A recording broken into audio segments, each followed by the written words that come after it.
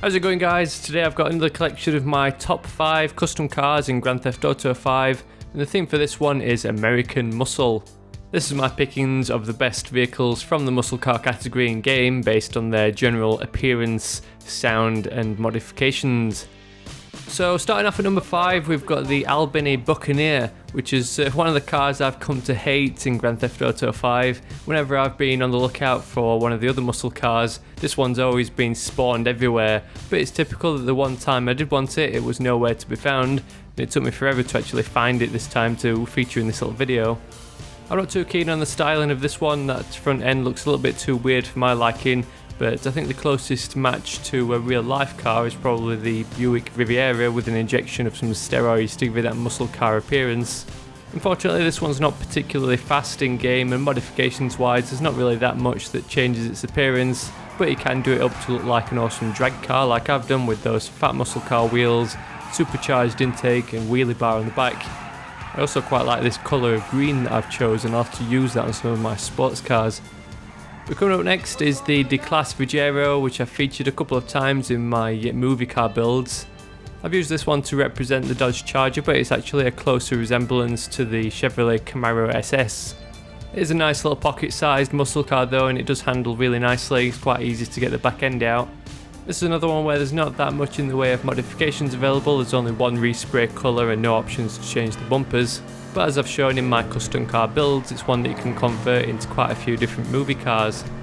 Coming up next is one of the two newer generation muscle cars, so coming in at number 3 is the Bravado Gauntlet. This one's got a lot of resemblances to the new Dodge Challenger, but it's also got some styling cues of the new Chevy Camaro in there too. This is another one where there's not that much in the way of bumper modifications available, but it's one of the muscle cars that has an awesome racing stripe, and once tuned up this one can perform pretty well.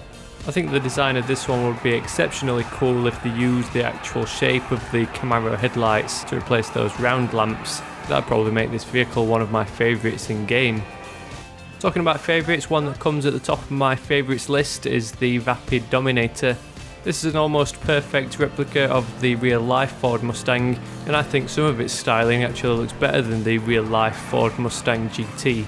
I love absolutely everything about this car, from the performance to its looks to its handling, and I love to tune this one up with a dark blue primary colour, ultra blue pearlescent, then that white secondary colour which is applied to the racing stripe.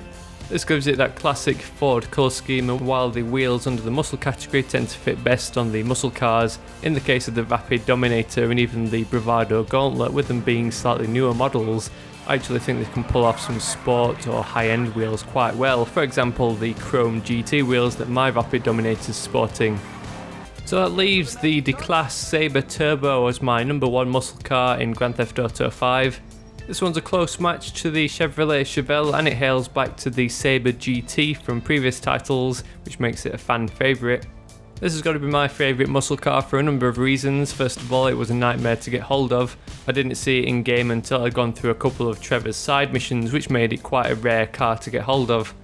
Plus I love the fact that there's quite a few different styling options for this one. You can either choose to keep all the chrome work or even colour code everything. Otherwise, I'm a big fan of the styling of the Sabre Turbo. It's got that big muscle car styling, quite a nice front end unlike the Buccaneer. Plus you've got the option of highlighting those awesome racing stripes to a secondary colour option under the respray. I'm pretty sure this one's another one that you can attach a wheelie bar, so combined with the full roll cage, this one's also one that fits the drag car theme. It's just a shame that we don't have the ability to slap some massive fat drag wheels on the back end.